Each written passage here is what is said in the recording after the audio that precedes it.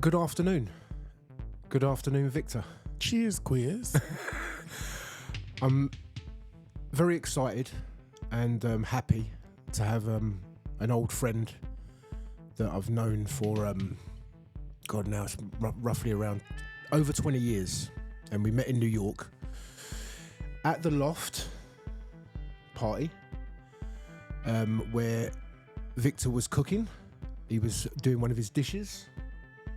A lasagna dish, and a friendship began that pretty much carried on all the way through to where we sit now. So, and a lot of exciting things happening. A party that he's going to be playing this weekend, and a lot of history to talk about Victor's rich involvement and his long love for music, which has spanned decades. So I welcome on the Soul Pod today, Mr. Victor Rosado. Hi Vic, how you doing? Well, I'm good. Just a little jet lagged, but I'm ready for what's coming. Nice. I want to I've been preparing for this for 30 years. Basically, was the last time I played at a Loft party, which was in New York. Many things have happened since then, but I'm glad to be able to go full circle and come back and honor David and everything that he did for me, all the things that he allowed to happen. Yep. And he gave me a guideline and a foundation. Yeah. And he changed my life when I went to the Loft, and things have happened both negative and positive since then, but we're just gonna focus on the positive. Yeah. And it's exciting to get ready for this party. I mean, you see, I've ordered 130 pieces, 130 records to your house, and our other friend Joel, another 45. Yeah. Plus all the records that I bought. I mean, total, I have about 300 records that I bought over for this party. Yeah. And it's going to be great. It's going to be exciting. I also had some acetates cut with special versions of things that never came out that I thought would be special and that David himself would enjoy. And in the honor of David's legacy and the way he did things and his beliefs, I had records made because he didn't believe in digital or carrying hard drives. He believed in vinyl and staying as true as possible to the originality of what it was and the art form, and just in every purest way. So I want to honor that, which is why I did the acetates and, went through the expense of doing it. But nothing is too expensive when you have a love for it and you're just doing it for the right reasons, and nothing is too big. Want to share it with the people, right? Yeah. And we're going to get to some of those acetates and some exclusive remixes that Victor's done. We're going to talk about that a little bit later on in the show. Music-wise for you, when did you start? Do you remember your first time actually going out to clubs? Were you a teenager at the time when you were going out? When I graduated from junior high school, I went to a club in the Bronx called the Spotlight, and that was my first introduction to a club. Okay. I was about 12, 13. Wow. So you had a bit of an older look about you because you're quite tall anyway. Yeah. Right. So it kind of, you could pass through as being maybe 17, 18 kind of thing. As long as you kept yourself and know how to mind your business and didn't bother and make yourself stand out amongst a group of people. Yeah. It was no problem. It's the minute that you made yourself known that they could see that you didn't belong is where the problem was, but I wasn't one of those. Right. So I blended in. Yeah, low key. Yeah. Until I was old enough to actually go out, I blended in and I was nice and just kept my mouth shut and kept it moving, and that was good. Yeah. And so, do you remember that year? Do you remember what year was that when you first went out?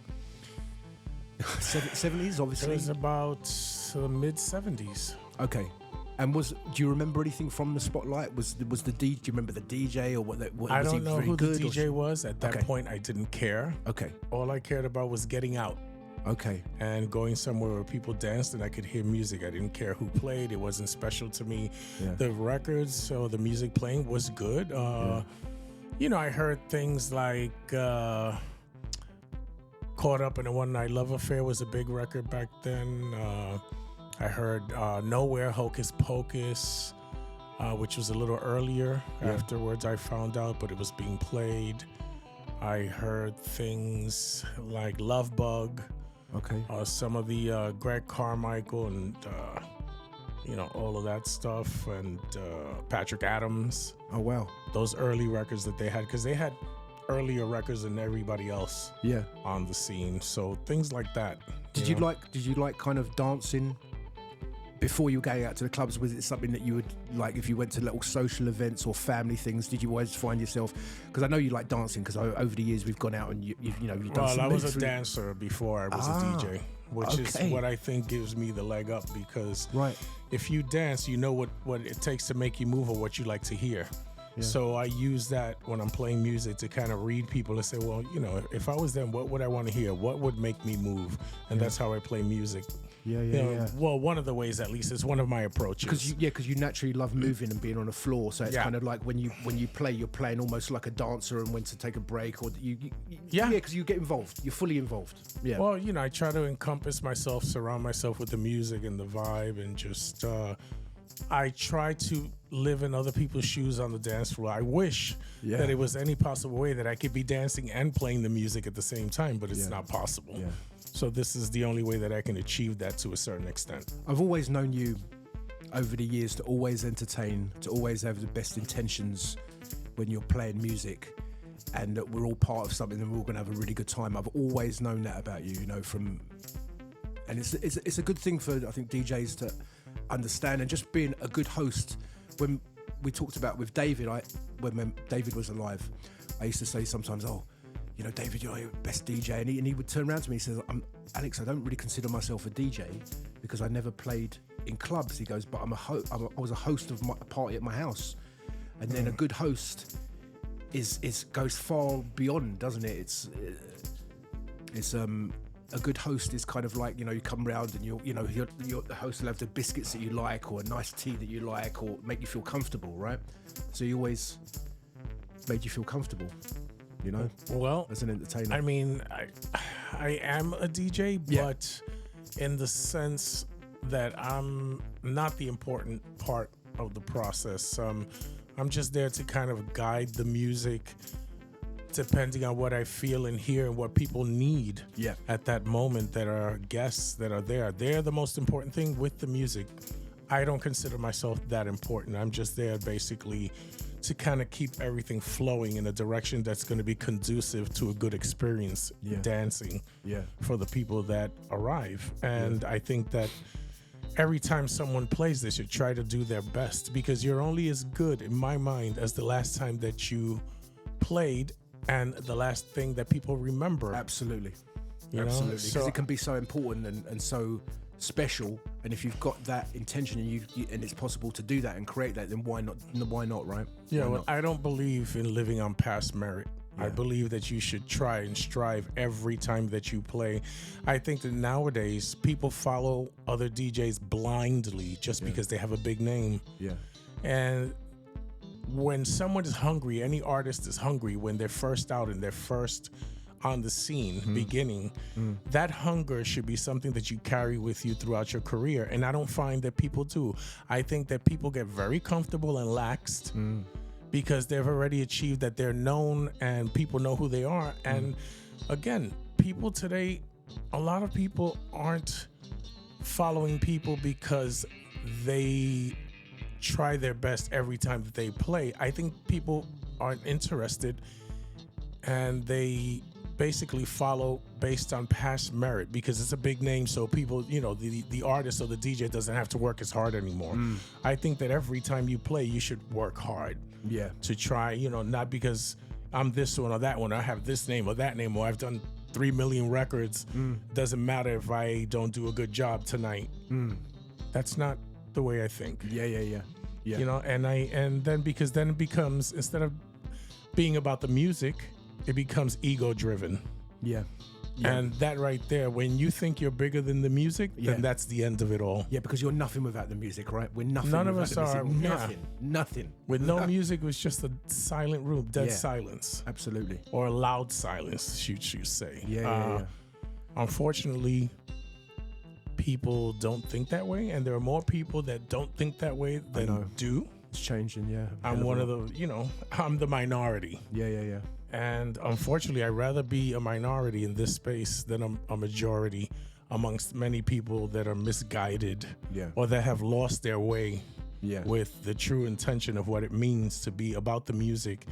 Because if we all are about music and we all join together, we can preserve the legacy that we're trying to keep alive and pass it on, so that after we're gone or we're no longer playing, someone else can do what we work so hard to preserve. But if people do not put other people on and the ego takes over and they're selfish and they won't part or at least share the possibility of going into the future as they fade out, other people fade in, then it's gonna disappear. So you're working hard for nothing.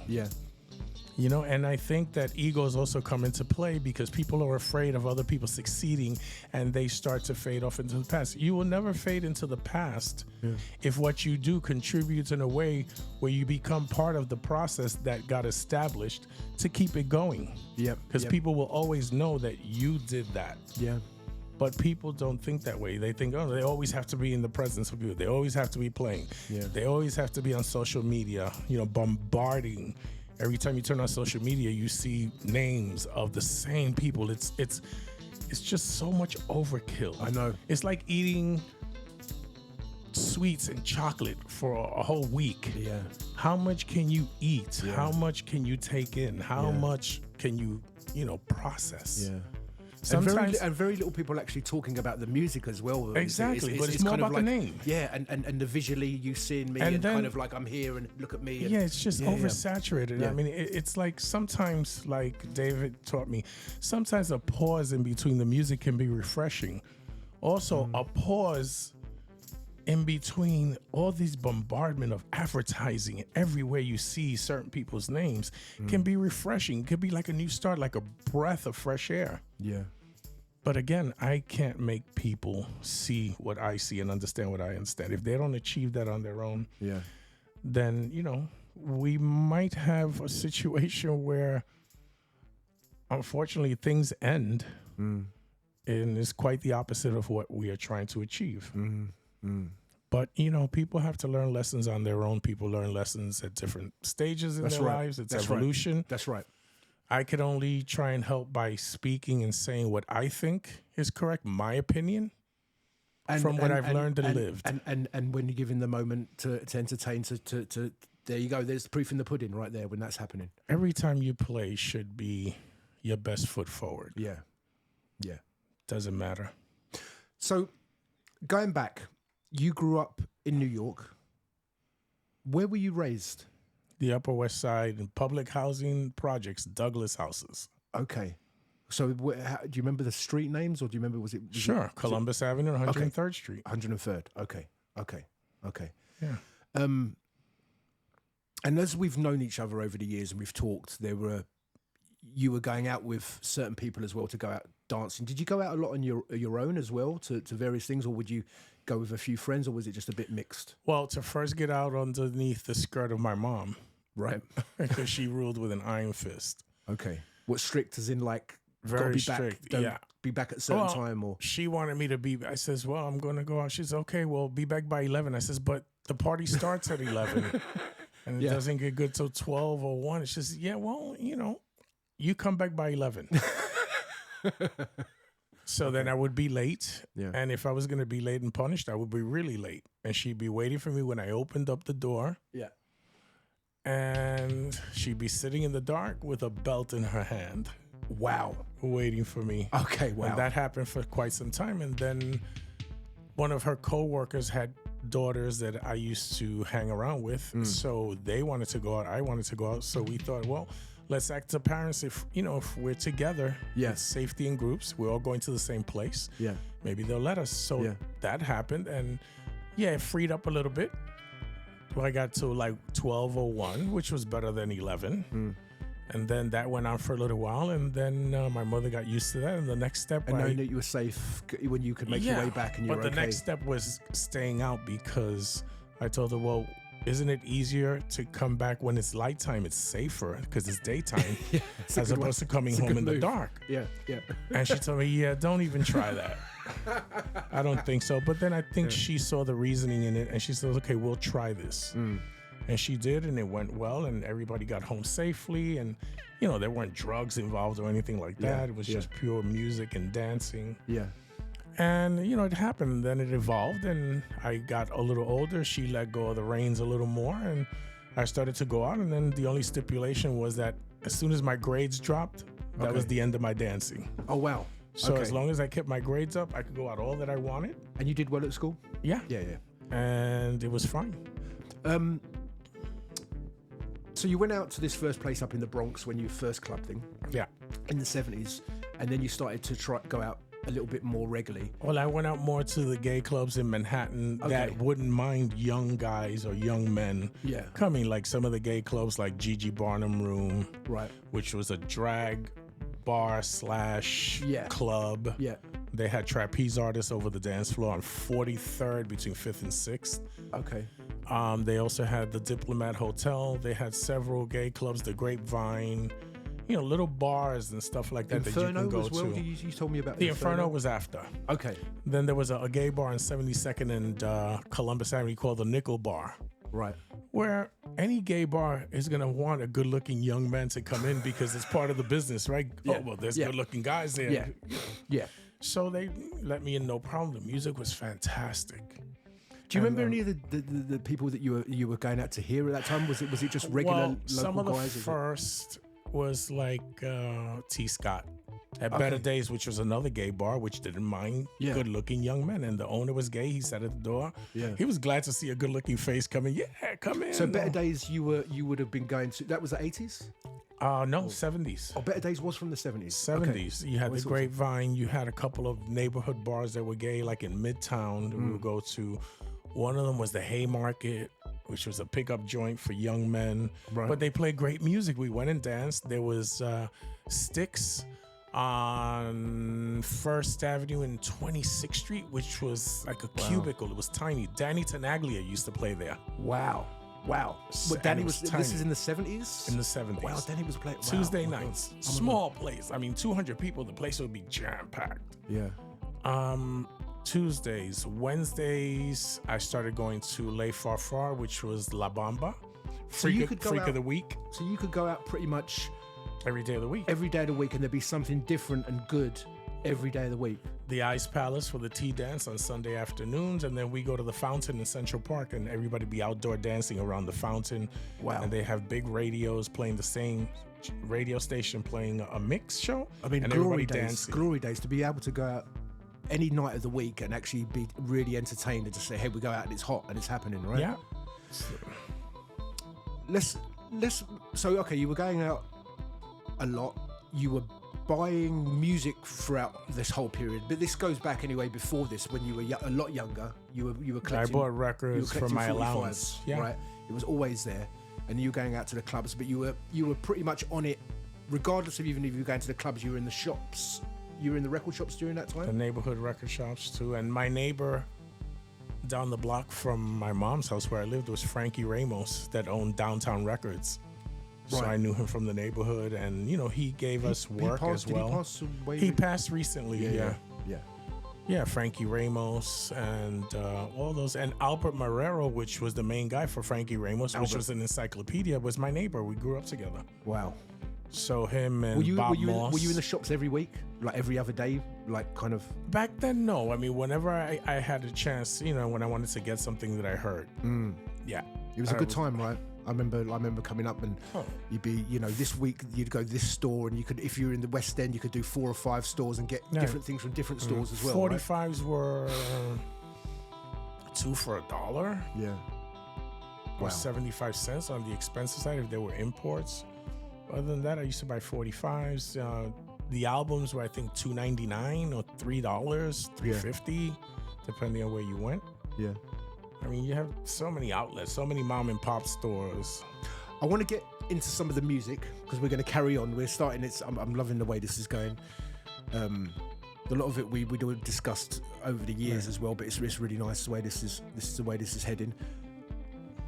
I'd love to hear something that you remember from your early days of going out before we get into the whole going to the loft and stuff like that. But a big thing that you remember from being out in dancing when you were younger. By the way, this that you're hearing in the background is something I did for Manuel Gatching that did E2, E4.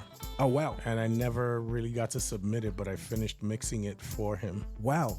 Did you end up talking to him or I did. I met him and his wife. Yes. He passed away a little while back. Oh, yes. Wow. Mm-hmm. Beautiful. So this is called E3, E5. Yeah. This is your take on E2, E4, which you heard first at the garage? No. I first heard it at Vinyl Mania, I believe, and I took it to David at the Loft, if I'm correct. And then Larry used to also play it intermittently, like between shows and stuff. But it was an amazing record. David automatically loved it, all the small transitions. Yeah. Because his sound system, you could hear the changes. Yeah. As if, it was just very intricate. Built for David. Yeah. And how do people usually dance to that? Because it's quite an interesting thing to dance to, isn't it? Where people would just it's very something free that you expression get lost kind of thing. in. It's something you get lost in, and you just you flow with. Yeah. It's it's just gentle and soft. It's kind of like watching the seasons change or daylight become nighttime, where it's so gradual that the changes are subtle. Yeah.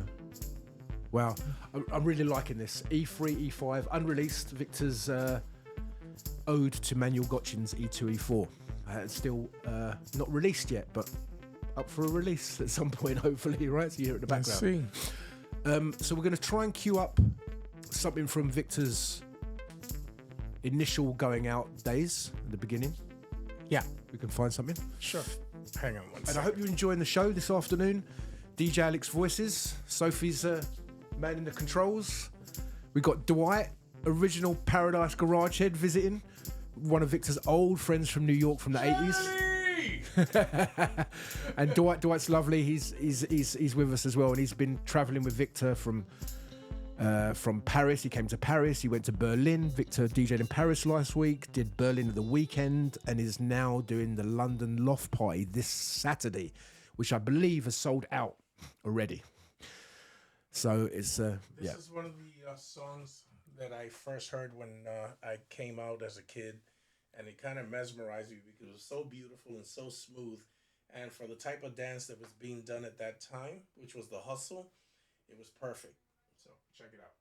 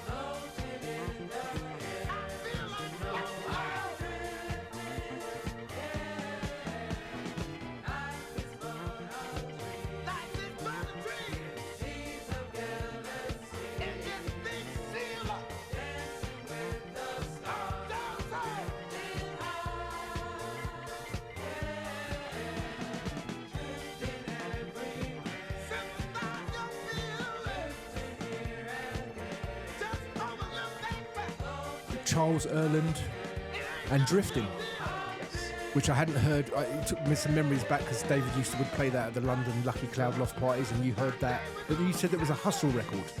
So you don't... For the time that this came out, I mean, for me, in my era, it was a hustle record. Okay, so certain dances.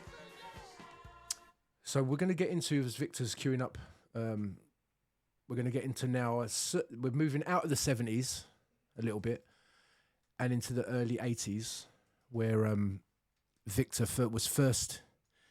The story of him is the beginning of him going to the Loft party, David's party, at, I believe, Prince Street. Okay, so tell us about how you went to the Loft.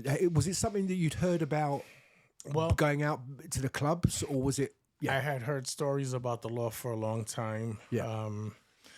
I really didn't have any interest going because I had so many other things happening in so many places and clubs at that time in New York that I knew what I knew. Yeah. And I had a group of friends that didn't transcend to the other side. Like they were hustle dancers, and it was a different group of people. Okay. And they had heard the Loft, but early on, like the days of Nicky Siano's Gallery. Right. But, you know, there was something going on called the hustle, and it was a whole scene of, you know, social dancing and people partnering and dancing. And I don't think that the Loft was conducive to partner dancing. It was more like freestyle and people dancing singly. Yes. You know, by each other, with each other, but not connected in the sense that they're doing all these turns. And they would just dance on their own.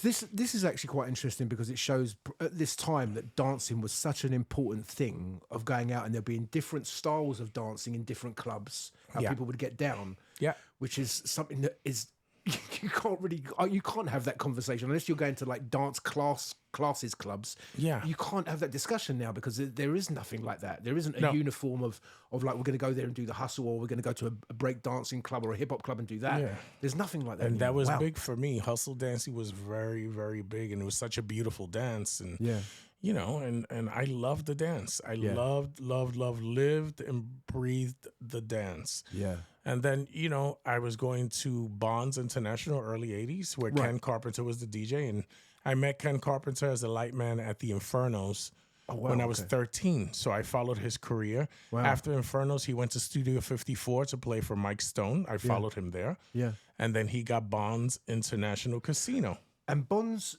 used to be a clothing store. A clothing store, gigantic clothing store in the 1950s through the 70s. Okay. And then it became a club. It took up a whole city block. Wow. So, I saw pictures of it. Big room. What was this? I've had discussions or whatever about the sound and stuff. There's some people that said it was the sound. It was a big room to actually cover the sound. The sound was great when it was crowded and there were people there to dampen the room. Empty, it sounded very echoey, but when it was full, it sounded great. And certain records transcended in there because of the way they were mixed, and they needed big sound. And Kenny was the DJ from Open to Close. Yes, great DJ, great friend, great family member. Yeah. And one day after Bonds, he says, "Hey guys, what are you doing?" To me and a friend of mine that has passed on named Melvin Scurry. He said, "What are you guys doing? You want to come hang out?" We said, "Sure." You know, he said, "Come on, I'm going to the Loft." You know. Oh, so you went with Melvin? But I don't have a Kenny. Membership. Yeah. Melvin, he says, "Don't worry about it. Dave is my friend. I'll take you and introduce you. It's okay." Yeah. So we went, and that was the beginning of that. And I met David. And this was early 80s. Early 80s. Yeah. The Loft changed a lot of people. I went to parties in London. I went to the ones in New York. I didn't obviously go to the early days, which we're talking about kind of now. But it definitely changed a lot of things. It was, you could hear music that you might have had or heard in a club or played in a different setting. It sounded completely different. It chemically, the way that you process music already comes through your ears, and so your body reacts differently because it's processing at such a high quality or whatever, right? Yeah. Chemically. When you went there, I mean, you're already a big music lover. You're buying records all the week. You're going out to other places. What came through your mind, like as your first time there? I mean, when I walked up with Kenny, first of all, it was a landing in Soho, which was quite sparse back then. So it was just warehouses and businesses. It really hadn't taken off to what it is today. Is this Prince Street? Is this the Prince Street? and Mercer. Okay. And I walked up to the landing. It was like wrought iron with these glass tiles underneath that you could see lights shining from underneath. And I met David. He introduced me. David was very nice. He asked me if I wanted to do lights. Please feel free to do the lights, because it was something that people joined in to. Right. Contribution, free for all. Yeah. I enjoyed that. And, we met, we talked, we got along. So you met him. You met him the night that you actually went the first night, and then the friendship started pretty much immediately from there. And he invited me back on my own. He gave me a card. Yeah. A comp card. Yeah. Immediately, it was just like that. And when I went there, I saw it. I was like, oh my God, what is this? Yeah. It was like a gigantic house party, but it was. People were dancing and doing their own thing, and it was just nothing but love in the room, and people were respecting each other in their space. Yeah. The music was at another level. I mean, it wasn't loud. It was good where you could still have conversations with people. Yeah. You wouldn't have to shout, but you felt the music and the pureness of the quality, the Class A sound that you got. Because you had similar records to what we've been playing. I had some of the similar records that he had, but they didn't sound the same. Yeah. He had these $15,000 cartridges, these Koetsus, and these turntables that were custom made. And what was we talked briefly in the past, away from the show, about the system at Prince Street and how remarkable that was, and a change from his moving to 3rd Street afterwards, right?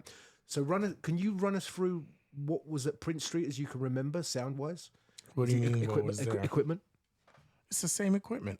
Okay, but you said it was the same Mark Levinson amps. It was Clipshawn speakers. It was line amps.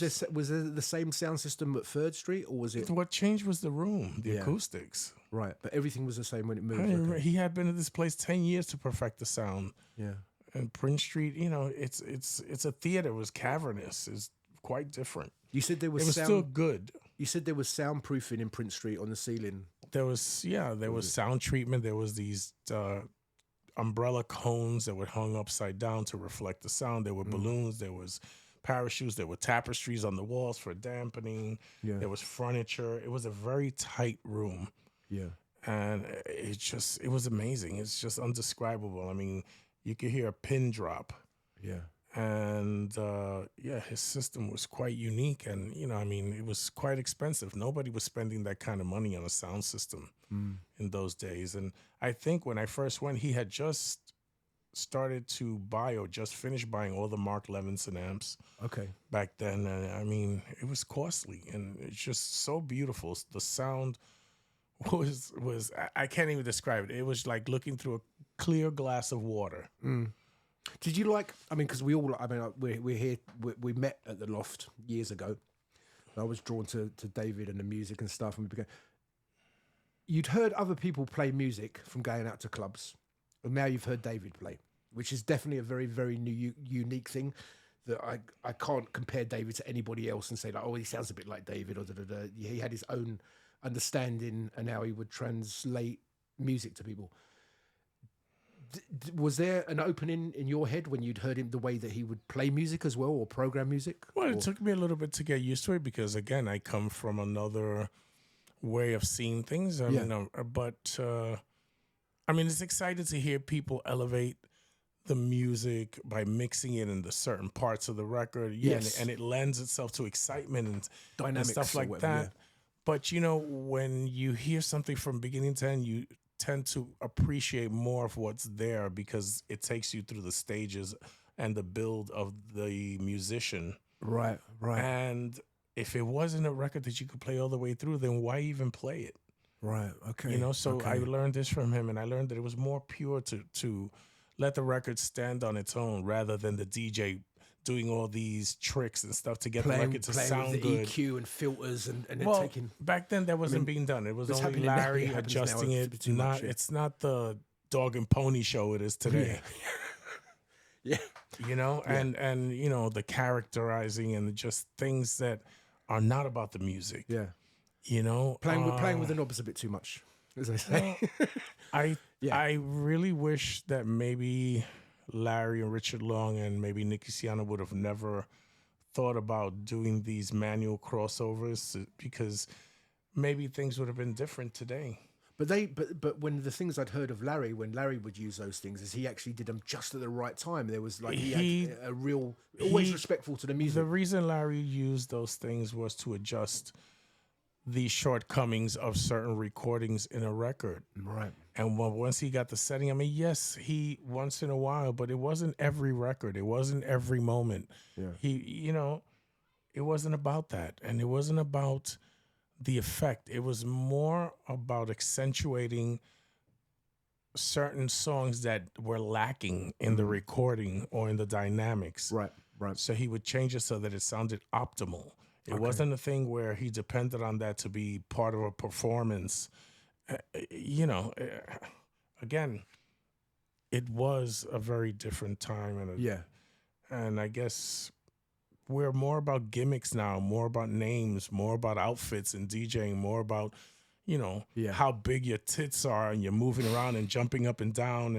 And meanwhile, the machines are mixing on their own with the sync button. The music is far down the list of things that we're talking about. The music is the last thing that's important. It's more about,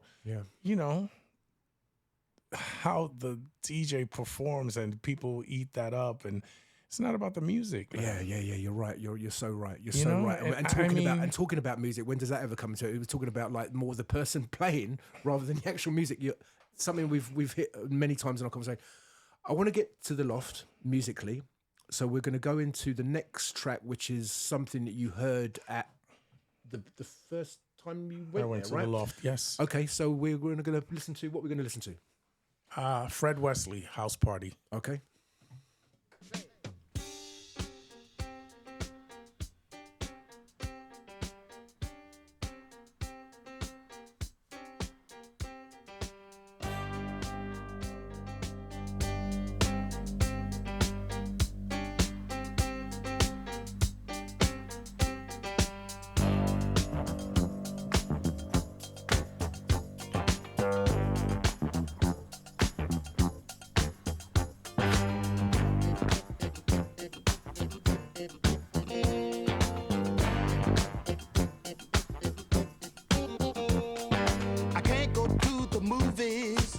I ain't got the fare. I like to make the disco, but I haven't got a thing to wear. I'm gonna get my stereo and call up everyone. Come on over to my house and let's have some fun. Gonna have a house party. Gonna have a house party. Gonna have a house party. Gonna have a house party. Everybody come on, get down.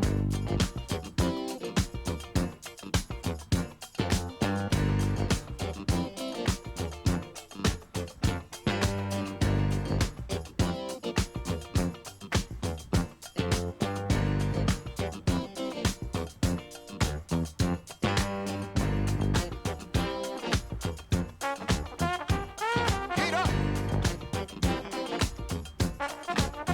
Come on, get it.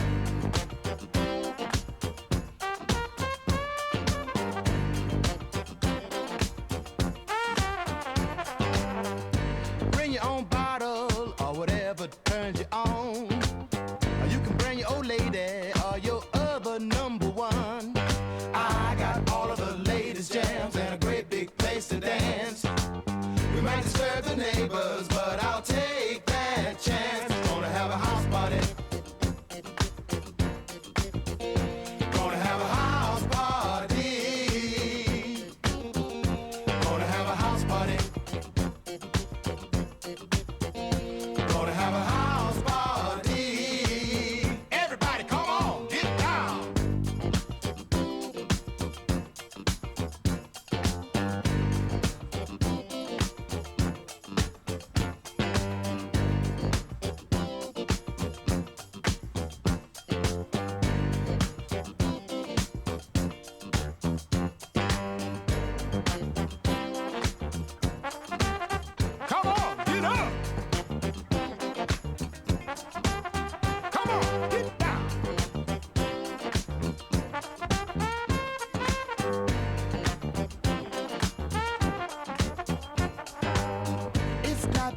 working and I can't stay up too late.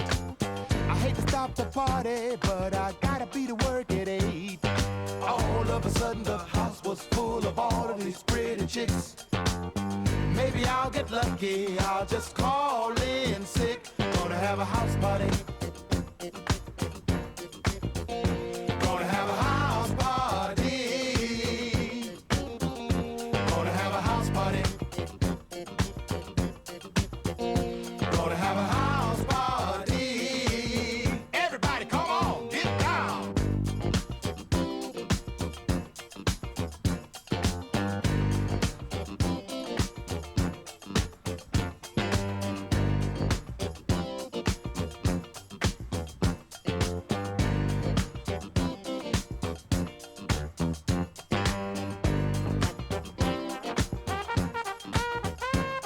Come on. Gonna have a house party. Gonna have a house party. Gonna have a house party. Gonna have a house party. Gonna have a house party. Gonna have a house party. Everybody come on, get down. House party. Gonna have a house party. Come on, get down, get on. Have a house party. Gonna have a house party. Get on. Gonna have a house party. Gonna have a house party. Gonna have a house party. Gonna have a house party. Gonna have a house party. Gonna have a house party. Everybody come on, get down. Fred Wesley and House Party from your first night at the Loft. Yes, Mum. Cup of tea with that. Which were a very familiar record from hearing David would play a lot, right? A lot. He was really into that. That kind of encapsulated what he was doing Yeah. lyrically. And it was a get together, everyone getting together, and we were having a good time together. And Yeah. It's As a a house shame that party. record didn't come out in the early 70s. oh wow, that's from the 80s. 80s. Okay, wow. It's still got like a 70s feel to it.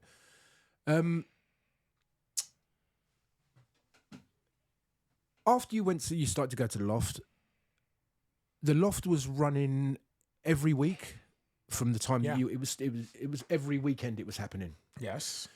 And were you going pretty much every week? weekend. Every weekend you would be there. Yeah, I would Right. go to the garage and then I go to the Loft Okay, so you would start with the garage.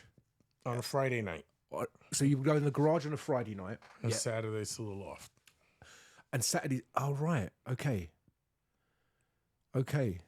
So, all right. So because I read a lot of people sometimes they would go to the garage on a Saturday night and then go to the Loft afterwards. Was that something as well? That you would happened do? too, but that wasn't me. That was you. Okay. So Saturday night was all the Loft. You would be like, that's where I'm going Saturday night, from Yeah. kind of beginning or early till end. So about from 12 to like 12. Wow. And was David playing for that whole The 12 whole length amount hours? of time. Yep. Beautiful. So you heard the whole journey. I mean, that's epic. Pretty much every weekend to do that long. Yeah. 12 hours. Yeah. Okay. We're going to go into the garage thing in a bit because you have involvement there as well, and we get to the point of you actually playing at both the Loft and the garage. Your friendship with David is evolving, and you're becoming closer. We're still at Prince Street at this time, right? We're still at Prince Street, right? Yeah. You ended up playing at Prince Street. I started handling the equipment. Okay. At Prince Street. So you were helping. He showed me Were you helping how set to up? handle the equipment. Yeah. I was not helping set up. That was, the place is set up. It's an every week thing. It's right. Of permanent. course. Set Of course. up is yeah, only so when you we move things. Yeah. So our involvement was when we were moving stuff. Yeah. Okay. Yeah, no, there was no setup. He learned, he allowed me to touch the equipment, which was, a move that he wouldn't do with somebody, I'm sure, Yeah. So quickly. At the first time he was having the replacement DJ where he couldn't play, her name was Freddie, female DJ friend of his. She would play or fill in when he wasn't there. Right. When I first met him, and then How do you got any memories of her? Because she had a very nasty attitude. Okay. That's all I remember. Okay. But other than that, I saw her. She transitioned to 3rd Street when the move, and I saw her, I think, twice. Yeah. And then afterwards, I didn't see her at all, not till today. So it's been over 30 years I've seen the lady. Yeah. Wow. So. How did it come about that you started playing music? You played at Prince Street, as far as I know, near the ending of Prince Street. I played a couple of records that he allowed me to play, but that was the learning stages of how to handle the equipment, because obviously it was delicate. Yeah. Yeah. And that was only that.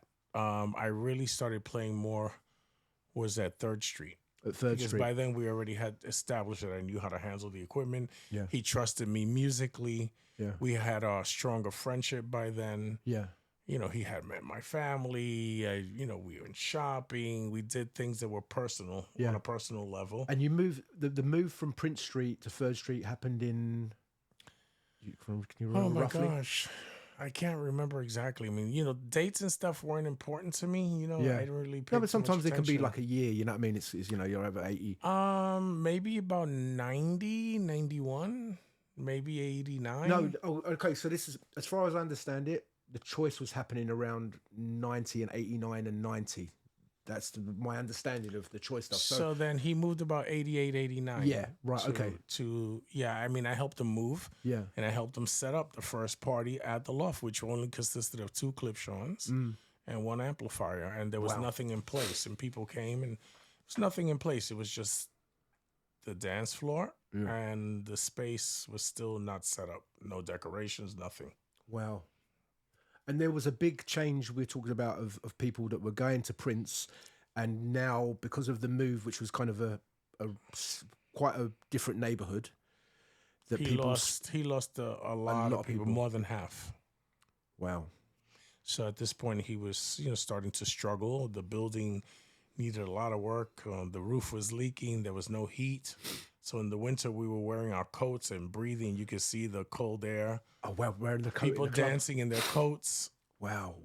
Yeah, it wasn't a lot of money going around. I didn't get paid. We did things to help him, and until he started to do better, and it would be on and off, and then it got a little more, got better, and then the neighborhood got a little better. So he was busing people from the train station to the Loft, which was like 4 or 5 blocks away. Oh, wow. Because it was such a dangerous neighborhood. Wow.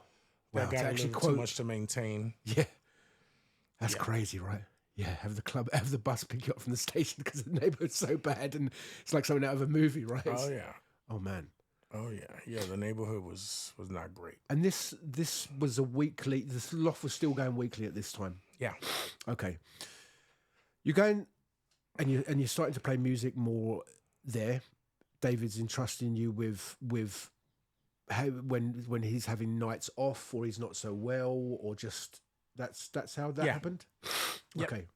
And you would play now. Sometimes you would do the whole night at the Loft as well, or yeah. Of course. Okay, which would be I would was play one-on-one with him. Was 3rd Street still the 12-hour kind of thing, or was it sometimes starting a bit earlier and finishing later? Or no, it was still 11, 12 o'clock to like 7 in the morning. Yeah. Okay. 7, 8. I want to go into another thing now, which I'm really excited to share with the people listening, hopefully, to the podcast today, and it should be archived soon. Is years ago, quite a few years ago, we did a little tour where Victor came over, played some series of clubs, including Fabric. We travelled to Berlin, where he did Cookies, came with Lenny Fontana, and they did a kind of tribute to Paradise kind of thing. And it was brilliant. Very, very good time. I did this with my partner at the time in the agents, my voices agency, which was Johnny Hiller. So during this time, Victor got in contact with the composer of the next piece of music we're going to hear, called Mike Collins. And Mike Collins was the composer of Sun Palace Rude Movements, which was an undoubted Loft classic or regular record. So you remember hearing this record at the Loft? Is this I remember when he got it. Kenny Carpenter took him this copy of the record. Okay, wow. He gave it to him. He played it immediately. And this got numerous plays throughout the years. So tell us about, I remember that trip when you came to London, and I remember you saying, right, I'm going over to Mike's studio and we're going to work together on this. I really want to get this done. And it was a beautiful moment because very sadly, Mike's passed away now. Rest in peace, Mike. Very, very sweet man. Tell us how that came about, as in you contacting him or wanting to work on this remix. No, I just reached out to him. I told him what the song meant to me, what it meant to a community of people, what it meant to David. And I told him I would really love to remix the song, but keep it within its, true form. Was he surprised did he know the history of He didn't. He didn't know the impact of it. He was generally surprised. He was in awe of the whole thing, and that's how we connected, and he allowed me to come to his home, which is where the studio was. Yeah. And remix the record. And unfortunately, my version never came out. Yeah. But I have excerpts and all different kinds of takes that he gave me, everything that was left on the cutting room floor. Yeah. And versions that never came out, and just the concept stages all the way to the finished product. Yeah. So what I'm about to play is my finished mix of it. And Mike had a great studio. I mean, you were working with him for a few days. I remember you were there for definitely pretty much most of that week. I think that time. 2 days. 2 days. Okay. But I mixed the record in 1 day. Oh wow. Yeah. Okay, it came together. It really came together. Yeah. It was good. Beautiful. So super exclusive. Very little people have this actually remix. I was luckily given it from Victor. I used to play it out at a few little events and stuff like that. It hasn't come out. In my view, and I've heard the wealth of other remixes that have come out of this track, nothing, in my opinion, and I'm happy to say it because it has to be said, comes close to the original and the spirit of this track. And it's a remarkable remix for me. So we're going to get into Victor Rosado's remix of Sun Palace and Rude Movements. We're rolling.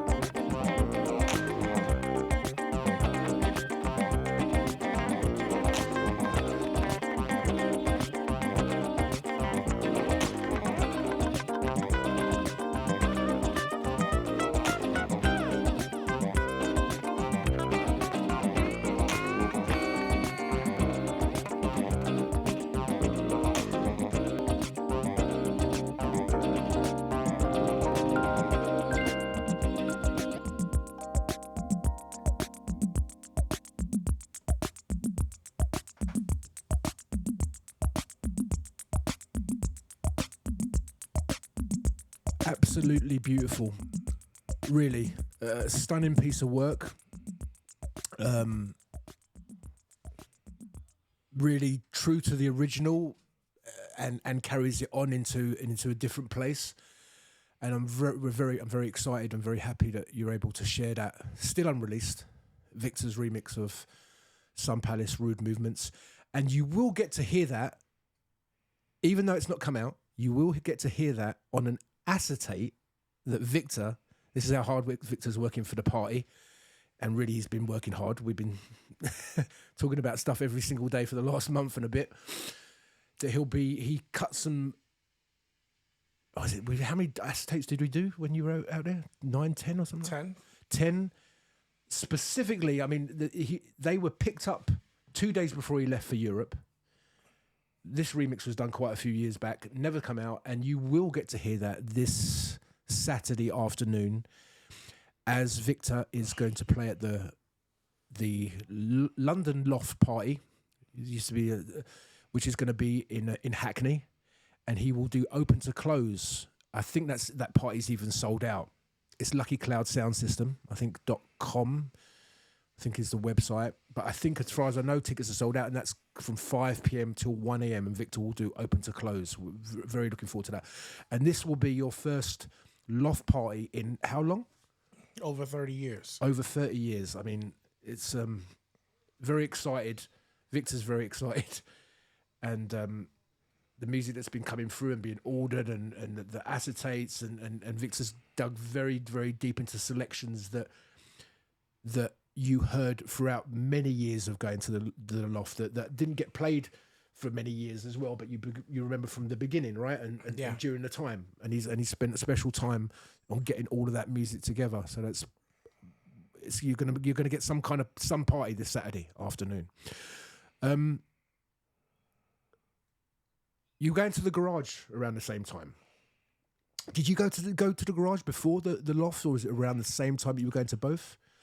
I went a couple of times during and after. Okay. Before I started going to the Loft, I actually went maybe in 80. Okay, so this year you went to before the garage, before the Loft. Yeah, you went to the garage, and the garage changed a lot of things for you as well. Obviously, walking through into that place and oh yeah, it was on a different level. It was a different. Again, I've hung out in different places, different groups of people. Yeah. And there's always room for something different. You just give everything its place, and you just move forward. But the garage basically was fantastic as well. Larry was a great DJ selection, but then again, how could you not be? You're coming from, David and Nicky Ciano, the best, and how could you not be great, right? Yeah, you have those great examples, great music, great times. Yeah. But Larry definitely had his own inimitable style and way of doing what he was doing as well. He emulated David and Nicky. Okay. And then added his own touch, which was like a bigger sound system, the next level of sound. Still clear, still really good, but just much more powerful. Yeah. Yeah. Much more powerful. He took command over lights and sound. He was quite the character, and it all transcended through his music and through his presence on that sound system. So, get an understanding, you're saying about going on one day to, obviously, the Friday night to the garage, which was the garage a straight night on Fridays, gay on Saturdays. But still a little bit mixed on Friday? or Still, you would have here and there, but yeah, mostly straight. Your choice of going there on a Friday more than a Saturday, was there a difference what he was doing musically or live acts or a certain vibe? There was a difference. But it's just mostly that I wanted to go to the Loft on a Saturday. Okay. The garage on a Friday, best of both worlds. Different nights. Yeah. Nice. And the garage roughly, again, would open at what time? Midnight, 11, midnight, around there. And finish at? Depends. When Larry wanted to finish. Do you remember being there late, very late, like 12, afternoon? 1 o'clock in the afternoon? Yeah. Wow. Same with the Loft. Yeah. And predominantly him most times DJing and occasionally yeah. some guests. Very occasional. Very occasionally. Nothing really. Yeah, no. Larry didn't like guests. Yeah. Yeah. Yeah. Going into the music from the garage, we already know a lot from being a varied playlist, very diverse,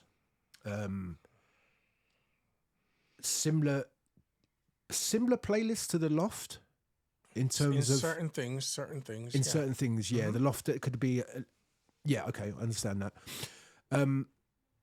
I'd like to play. This is also something, a remix that you've done, Eminence Front, if you could maybe cue that up, by The Who. And this is quite an interesting one. I heard this first on a tape that somebody had passed on of Larry's selections or whatever. This was going back in the 90s, I think, some point.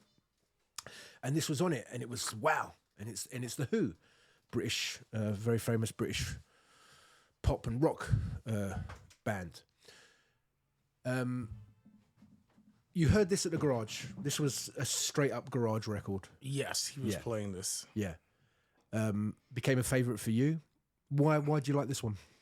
It's just kind of sleazy, you know, and it was raw and sleazy, and did this sound amazing on the type system? Of thing. It sounded amazing, but you wouldn't hear these records mostly in the clubs anymore because everybody just wanted to be, you know, dancing right away. Nobody had time to start off slow and build, and this was like a record that he would use to break after a peak and go into something slower and then build up again. But, you know, he had his rock moments, again, the influences of David. Yeah.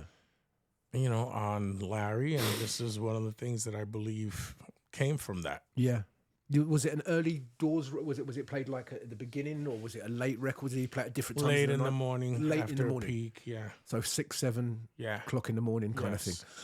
And this is your remix. Yeah. And how did this come about?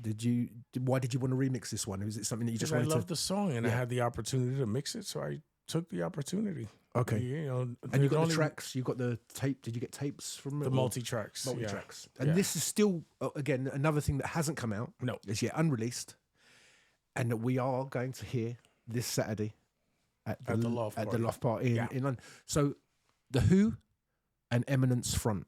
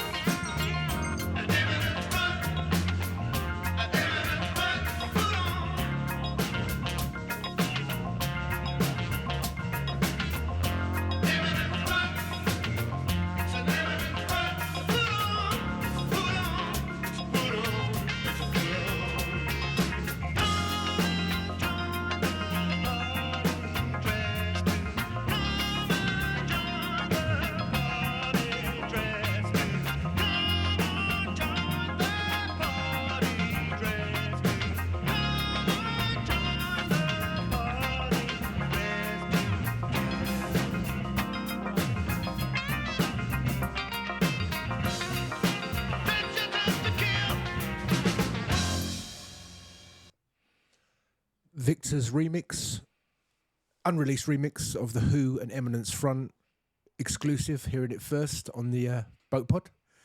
Big shout out to Soph and Dwight in the studio. Charlie!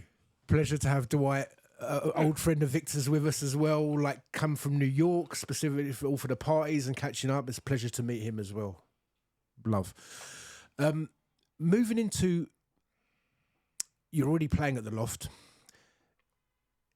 How did the garage meetings with Larry? Did you meet Larry at the Loft, like as in like a friendship? Officially at the Loft, but I've met him before. Yeah, in basic, passing and stuff. You played at the last couple of months at the garage. At the garage, the right? Last couple of months, from July to September. And how did that come about? I was invited by Larry at the Loft. I was doing some homework for David. He was in the building unbeknownst to me. Came down. He said he liked how I played, what I played. He made an invitation for me to come to the garage. I asked if I could bring someone. He says, bring whoever you want. Bring all your friends, whoever you want. And then he turned around and says, and bring some records as well. So that happened. That was the weekend before his birthday and the weekend before my birthday, since we're only 3 days apart. Yeah. And I went to the garage. We hung out. We had great conversations. It was the room was full. He had to go to the office. He wanted to leave the booth, and I asked him, well, the record's going to finish. What are you going to do? You can't leave right now. The record's going to finish. And he turned around and said, here, play Happy Birthday. And that's how that started. Wow. Made some people very upset to this day.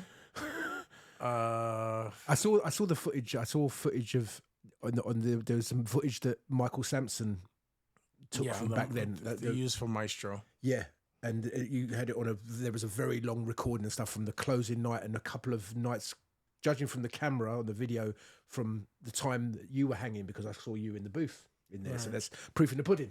Yeah, right, Victor. If you listen to the sounds that be, the people that be, I never existed. I wasn't there. No, you were there. You were there. You were there. I knew that from a long time. And you were there from a long time. And there's a story that's going to unfold as well with certain things happening in the UK, and so we're going to listen to something. Yeah, you can't rewrite history.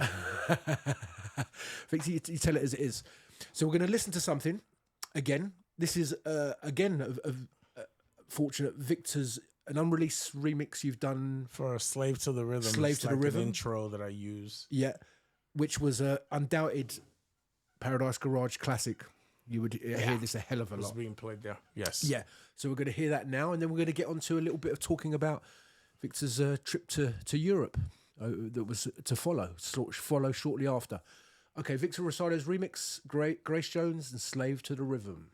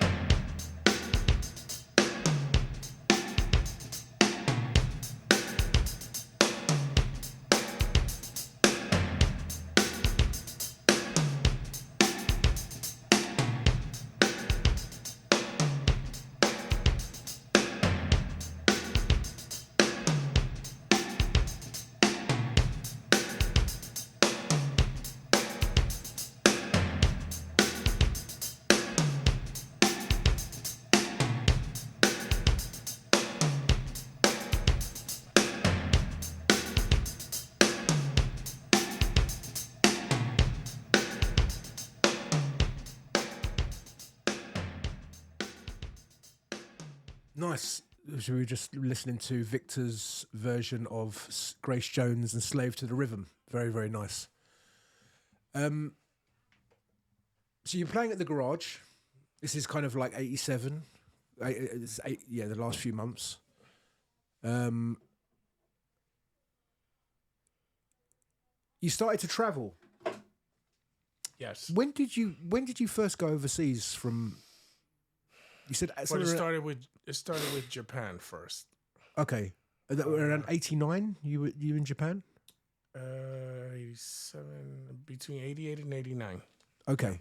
And how did that trip come about? Was that something that was people that heard you from New York? To set the record straight, for those of you who know King Street Records, the famous Hisa Ishioka in New York, was coming to the garage and hanging out just like another group of Japanese people that came to New York, hanging out with, within the nightlife, trying to be and meet and trying to get for themselves what we had in New York, but in Japan. And Hisa Ishioka, once the garage closed, we were acquaintances. He was doing stuff in New York, and he hadn't started the label yet. Yes. Actually, he was thinking of running it, but it was from his apartment first before he even had an office. And he wanted to start for us to tour, and his touring name was World Connection. Right, okay. Which I was a part of. Which I remember seeing that logo. Yes. And he asked me to come up with a name for like a DJ name, or a production name. So I came up with 84 King Street Productions. That was my idea. Wow. Which then he used to name his label. Wow. So that's how that came about. And him and Tako Ononu at the same time wanted to bring Larry over. So there was some kind of conflict, and they were fighting over who was going to take who at the time. So that happened. And that's how Larry went with Tako, and I went with Hisa. And actually, me and Larry met at the same time in Tokyo. He was there, I was there at the same time. Wow. For the first trip. Wow. Okay. And this is kind of like late 80s, right? This is just shortly after, the year after the garage closed. Okay. Yeah. Okay. Thank you for that. I did the opening of Space Lab Yellow, Club Yellow. Yes. I did the opening for that. Which I was lucky enough to, I think, hear a recording for. You had a DAT tape from years ago, and we managed to transfer it in and I'd listen to that. Yeah, from Yellow. Yeah, incredible and great music from that time. All the early good house music, deep house, quite jazzy, down tempo as well. Very nice time. Actually, that's when I met Alex from Tokyo and Harvey. Okay, from Tokyo. Yeah, right. So, and Alex, big shout out to Alex. Alex, real sweetheart, who I met in London and Berlin as well. He lived in Berlin for a little bit. I love Alex. Okay, so this is coming into an interesting time now. So you're going down well in Japan. The parties go, they happen. They're happening. Going for a month at a time. Right, because you opened Yellow. Was that right? You were the opening DJ. Opening. You did the opening. Great, which is now it changed again and it became a. It's been 3 clubs, and he has other clubs that's long closed. Yeah, long closed now. You get the invite to the UK. How did that happen? Because you'd been there before you played there, right? You'd come for. I had been to the UK before the Ministry thing happened. Yeah. The specifics are now blurry. It's been so long. But I played with Queer Nation. Oh, I played with Harvey at the Gardening Club. So Moist was before Ministry. Before Ministry. And there were a couple of other places. As a matter of fact, it was so long ago that I think Turnmills was still open. Yes, that's right. Yeah, Turnmills was in Clerkenwell. Yeah. You get the invite to Moist happens before Ministry. Yes. You introduced Larry to Harvey to Larry, or Larry to Harvey. Is that correct? That's correct, right? Yep. Okay, and then you get the invite. You come over and do Moist. And how was that? Did you have? Moist was a great experience. It was a great room. It was a great party. And then I introduced and brought Larry down, and he played with me. Yeah. Larry did not have his own night. It was my night, and he came to accompany me. Oh, okay. And we played together, Okay. that night, there's a picture floating around him and I in the DJ booth. Yeah. Which was very tight. Yeah. Yeah, we've got a friend coming down to the party on Saturday, Mickey, who was actually the sound guy at the Gardening Club that night. Yeah. So you're going to see him on Saturday. That's going to be another meeting from like all those years back. You do the opening weeks of Ministry now. The opening party. The opening party. How did that happen? I forget the details. I know that Justin had come over, and Larry and I were working together after the garage closed. Okay. So we were a team. We were working together. Yeah. Larry was using my records. He actually showed up to Ministry without records. Then he called me. Yeah. And I got on a plane and bought records over and came, wow. Last minute. Wow. And when flights were quite cheap. That happened. When flights were quite cheap, yeah, in those days. Yeah. That's how that happened. Yeah. Wow. We kept doing Ministry. At that point, I think the system was at its best. Now it's digital. I don't know what they've done to it. It's chained over people. Yeah, gone he did through the first people's hands, and yeah, everybody's had their hands in that pot. Yeah. So you played? Did you and Larry play the opening night, or was that you on your own? Not your own, but with Justin. It was you and Larry together. Sure. Okay. Nice. And I played a couple times after that, actually on my own. That I traveled and they had me over, and I came over with CNC Music Factory. Yeah. To do those parties as well. As a we matter got of fact, my membership is 002 or something. 0020 or 02. Yeah. I still have that membership, and that's when they had a theater, and then it was quite a different club. Yeah, the movie room, little movie room with the cushions and stuff. That's right. Yeah. I remember that.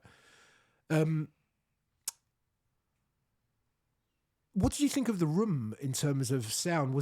Did it feel similar to what was going on in New York I mean, maybe a different energy, but it was a good copy. It was a good attempt at the garage. It was actually, flattering that they went through all the trouble. And it sounded better than anything in London. Yeah. Back then. Yeah. It was a close facsimile. It wasn't the garage, but it was pretty good. Yeah. It made a big impact over here. I remember it was really, it blew us away in terms of hearing house music, and even hearing disco. It had a real punch to it. It really did. It was strong. It was analog. Yeah. Unfortunately, the people, as management leaves and people start running the club, they have their own ideas that they bring with them, and people that they bring with them that have their own ideas about sound, and they start changing other people's work to reflect their own agenda. Yeah. And things change, and now it's a digital system and it doesn't sound as good. Yeah. We're going to listen to us. We've managed to go through Victor's time playing. We've found something that Victor played at Ministry. At one of those early. Well, it was one of my edits that I played at Ministry that went over really, really well. Okay, the edit of Happy Song and not Happy and Sweet Dreams and Sweet Dreams, which I heard numerous. Yeah. And you played this at Ministry on those opening nights, right? That's right. Okay, we're going to get onto that. Yeah.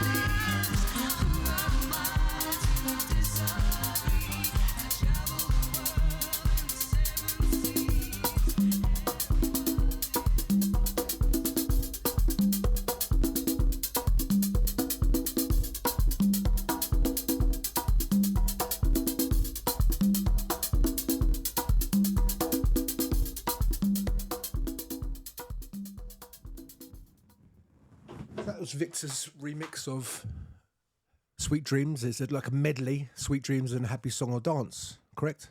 Yeah. Updated version. That's the updated version. Still, it's good to hear that. We've got to wrap it up. We've got to nearly 2 hours or maybe over. We've been loads to still. They were always speaking about things, always going things over the past, always speaking about music, which is the number one thing to speak about, and it's feeling. It's and what about it does. the music, no egos. Yeah. Leave them goddamn egos home. Yeah, talk about the music and what it does to you, and kind of the feeling of what it creates and stuff like that, and So we're gonna wrap it up now. Big shout out to Sophie from the Boat Pod. Absolutely beautiful. Sophie and Shirley. Beautiful host, lacing us up with the chocolate cornflake snacks and the Coca-Cola and the cups of tea. Proper. Yeah. And Dwight in the studio as well. Yeah. My sister from another mister. And to Victor, my very good friend. Just keep the music alive and stop the bullshit. And again, I mean, it's even, I don't know if it's pointless even mentioning because the party is sold out from what I gathered. There might be a few tickets left on the door. There's some left for the door. Okay. This Saturday, Lucky Cloud Sound System, 5 p.m. to 1 a.m. Victor will do open to close, and he's coming with the goods. He's going to slay, lay, what else? And lick. And lick. So... on that note, hopefully we'll see you, and big thanks to Victor. My name's Alex Voices, and we've been on the Boat Pod. Have a great weekend. Peace. Bye.